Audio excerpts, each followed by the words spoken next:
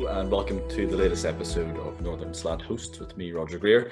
And I'm delighted to say we're joined today back by popular demand. I think the first returning guest to the show, Anne Watt, Director of NI's independent think tank Pivotal. Anne, thanks very much for joining us again. Hi, Roger. Thank you for the invitation. Good to be back with you. Absolutely. So brought you on today to talk about the policy tracker, which you've just published, policy priorities for Northern Ireland, just published a couple of weeks ago, I think, maybe last week. And it's not holding government to account, but you're certainly keeping them honest, maybe marking their homework. And it's a really accessible report. Do you want to give us a quick overview of what it is? Yeah, so it's called the Pivotal Tracker, Policy Priorities for Northern Ireland. You can find it on our website or have a look at our Twitter. It's given an independent assessment of how the executive has done so far this year, what it's achieved and what the priorities might be going forward. So it's looking right across the board: health, education, climate change, economy, infrastructure, and also looking at how the executive has functioned as a government. And it's looking at what's happened so far this year. How does that deliver against the priorities that the executive has set out, and what do we think the executive needs to do next, being mindful through all of that obviously we're heading into an election period with the Assembly election coming up next May, and we as an independent policy think tank want to be providing some analysis and ideas about what the policy priorities should be as we head towards the election. Obviously, in an election period, politics will dominate, but we're keen to try and get as much focus on the actual issues as possible, particularly given Northern Ireland's long-standing challenges right across the board. I think also important to say that as we review what the executive has done, there isn't actually a programme for government where you can say, there's not a programme for government that you can look at and see what has actually been achieved. So it's quite tricky to do this. We basically used the set of commitments in New Decade, New Approach as I guess a sort of a baseline. Yeah. But it's hard to do a proper assessment of what's been delivered when there isn't actually a programme for government saying this is what we're committed to doing. Yeah, and did you think that NDNA was an effective programme for government? You use it as a de facto programme for government for your analysis, but is it effective for that task? I think there's a real question mark about the status of the commitments in NDNA now. There's more than 80 commitments in that, and some of them, lots of them have been delivered or progressed, but there's really significant things in there where it's not clear whether they'll be delivered, when they'll be delivered, or indeed how much it will cost. NDNA was very, very ambitious about transformation in public services. There was a real emphasis on investment and reform in health and education and the justice system. But I'm not clear where those all stand now, because some of those have got really huge price tags attached to them, and the funding's not in place, and there hasn't been very much progress. So I think what we really need, and we say this in last week's report, is we really need the urgent delivery of a programme for government when the next executive is in place after the election next May, because we need to know what our government is actually planning to do. And at the minute we don't know that, which is a really, maybe it's a thing that sort of policy wonks like me like to think about, and isn't of much consequence to other people. But actually, to have a government where you don't know what it's trying to deliver is a real feeling, I think.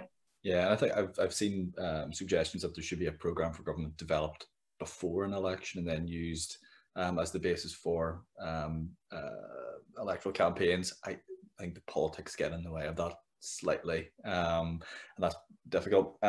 We go on to some of the individual policy areas in a second, but one of the early things in the report that you say is that the executive has survived since January, or that the executive has survived since January without collapse is notable in itself. And as we speak on, I think, what, 14th of September, it's still on the road, still going, although there have been rumblings to the contrary. It's a low bar for success, keeping it going, but I suppose it shows the challenges in just keeping the bloody show on the road. And there's lots of attention to things like the protocol, and it's easy to forget the day-to-day work, as we've discussed in a previous episode of this. What's the impact of that fragility on day-to-day activities and even overall strategic direction?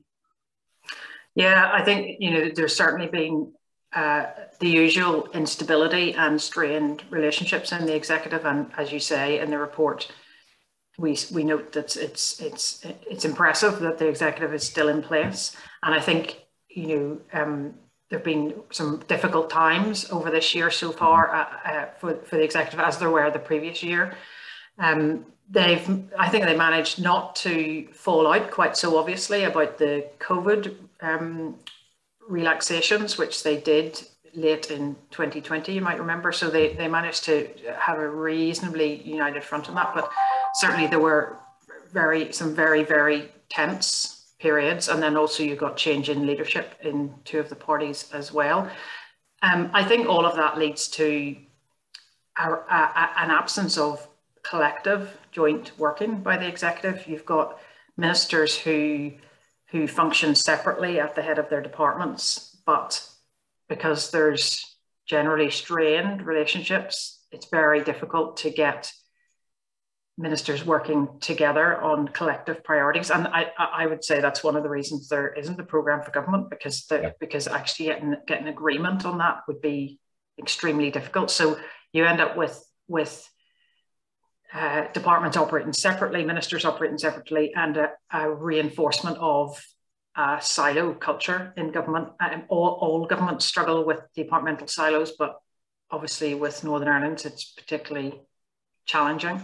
Yeah, and there's some successes. You mentioned mental health strategy. We've got a new mental health champion who appeared in the show as well, and that was confirmed, I think, this week. It's Troubles pension scheme. But looking at the individual policy areas in the report, you mentioned healthcare, really challenging area of policy for the whole of government, even never mind the Department of Health, over the last 18 months. And it started from a really challenging position as well. What did you find had been achieved, and what's yet to be delivered there? So, COVID obviously has dominated across, as you say, all public services, and especially in health. And I think the vaccination programme, the organisation of that, has been a real success. It was rolled out very quickly and efficiently. I think there are concerns now about the take-up of the vaccines amongst younger people, and I know that's a completely current issue right at the minute, and there perhaps needs to be more of a focus on thinking about how to have an effective comms campaign with young people, and using different channels to what might traditionally be used. So I think the vaccination programme has been a success. I mean, the big issue in the health service is obviously waiting lists. COVID has resulted in the cancellation of a lot of elective procedures, and as a result, we now have waiting lists which are far worse than they were, and they were already really bad. So we've got 350,000 people on a waiting list, and more than half of them have been waiting more than a year. And the target is that no one waits more than a year. So it's a really dire situation. And the Minister of Health, he completely knows that, acknowledges that fully. He's put in place a new elective care framework to tackle waiting lists. And that has got to be, as well as managing COVID, getting waiting lists to a more acceptable level has got to be a top priority for the executive, and for obviously that's primarily for the health minister, but it's also a case of finding the funding to do that. I think in his elective care framework, he said it needed 700 million over a period of years, and I think funding for that for 1 year has been agreed, but not thereafter, and so it requires serious investment and reform as well. Yeah. And that funding has to be found from, I guess, from other budgets within the executive at the minute. Yeah, and another huge challenge that you mentioned in the report is climate change. And I suppose the context of this is rising public consciousness, COP26 coming up in November. And there's been some progress that you note in climate change bills coming forward, green growth strategy, climate action bills. What do these do, and what needs to happen to continue this momentum, I suppose, with climate change? I think there is, as you say, Roger, there is encouraging priority. There's encouraging progress on these issues, giving them priority. We put some charts at the back of this report for the first time just to set out some of the key data. And there's one in there on greenhouse gas emissions, and it shows that greenhouse gas emissions have fallen by only 18% in Northern Ireland since 1990. Whereas in the UK as a whole, it's fallen by 44%. So we're well behind where we need to be. And that's partly because largely because we haven't had a strategy, we haven't had targets, we haven't had legislation. And all of those things are now being developed. There are 2 climate change bills going through the Assembly, one a private member's bill, which actually came first, and then one a bill led by the DAERA minister. So I think it's very significant that the issue is getting much more focus and airtime, and clearly there's a lot of interest and campaigning and pressure on this, rightly so. And I think what we need now is to quickly move to having a Climate Change Act in place and targets in place, and trying to avoid getting derailed by conversations about the contributions of different sectors, for example, to really move forward quickly to get targets and to get action. Because as we all know, and as all the information coming out as COP26 approaches, now is the time where we need urgent action. We can't hang around anymore. No, and you mentioned those little charts. They're a really nice feature of the report. And I really like them. They were very good. On economy and infrastructure as well, like health, there are historic infrastructure issues that Northern Ireland's dealt with, and they've had an impact on the economy before COVID. But like most places around the world, our economy's seen a hit because of the pandemic and because of lockdowns, and the government has had to step in to support businesses. We've seen high street voucher schemes and furlough and all the rest of it. Are the commitment used in NDNA as a basis for this, and are the commitments in that still relevant with the changes that we've seen and the challenges that we've seen due to COVID on the economy, and the infrastructure problems too? People are working from home. Is this one which needs a rethink as part of a new programme for government? Yeah, NDNA was pretty light on economic commitments. I think it committed to a skills strategy, and that's being published now as a consultation, I think. 100%. Well, there you go. Yes. If you don't put many commitments in, then it's easy to make them. NDNA was really strong on infrastructure investment. It talked about turbocharging infrastructure investment. And I don't think we have seen that yet. And that's, again, an issue about funding, because obviously that's large amounts of capital investment. That's also an issue about the lack of forward planning and the lack of multi-year budgets by the executive. And I noticed last week the Treasury said that in the budget at the end of October, in the UK budget at the end of October, they will be setting multi-year budgets. And again, this sounds like a real policy wonk topic that hardly anyone would be interested in, but it's really important to have longer term budgets where you can then plan for investment and reform. And so the executive needs to make sure it takes the multi-year settlement it gets from the Treasury and then uses that to produce multi-year budgets for Northern Ireland departments, which will allow proper planning of, say, infrastructure investment, but also proper planning right across the board, whether it's in planning for schools, planning for the health service, and so on. I'm thinking, Roger, I'm not actually answering your question, which is about what does NDNA, do we need to update those commitments given COVID? I think, yes, definitely. At that point, we were in a slightly different shaped economy, I suppose.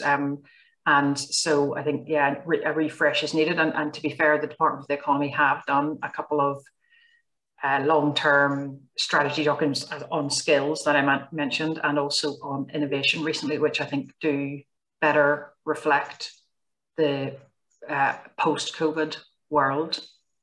So I think that is useful. I think one thing I would highlight in NDNA, which is, as far as I can see, missing from what the executive has done, is there's a clear commitment in NDNA about developing a regionally balanced economy. And my reading of strategy documents that have come out on economic issues since then, they've been really light on that. There's been a real focus on growth sectors and innovation clusters, and promoting sectors where we're already doing well. But that leaves me thinking about inequalities generally, whether that's people with lower levels of skills, people in lower paid jobs, different areas across Northern Ireland. It leaves me thinking, well, what's in this for them? And actually what we need is our economic strategies that benefit everyone, whether they're economically inactive and can be supported to develop skills and get into a job, whether they're in a low paid job, or whether they're in a really thriving sector. Yeah, and I suppose maybe that's something that city and region deals try to address in providing a broader base of economic development across the country, but I don't think they're the solution to every problem. I only have you for another couple of minutes, so last question. Thoughts on what could go into a programme for government, or really key things that we need in the next mandate? What are Pivotal calling for? I think I might reserve judgment on that one slightly and say that we're going to do some work on this ahead of the election to think about what the priorities would be. But I would say you'd have to be looking at what are Northern Ireland's big, long-term, long-standing challenges. And so if I had to pick three, I would say definitely health service reform. So not just tackling waiting lists, but actually transforming the health service so that it's able to deliver into the future as demand increases. Second one, I think, has got to be increasing skills so that we have more people prepared for the jobs of the future, and also we have everyone benefiting from the jobs of the future as well, rather than some people being left behind. Mm-hmm. And then the third one, I think, would have to be a really serious, ambitious commitment to tackling climate change and making Northern Ireland a world leader in that. Yeah, and as I said at the outset, it's a really great tracker, great piece of work. It's really, really accessible. Those graphs at the back are lovely, and I encourage everyone to go and read it. We'll link it in our write-up and on social media whenever we post it. But I'm really, really good to speak to you again today. Our first returning guest, and no doubt we'll see you again on the show soon. Great, thanks, Roger. Good to talk to you. All the best. Very much. Cheers.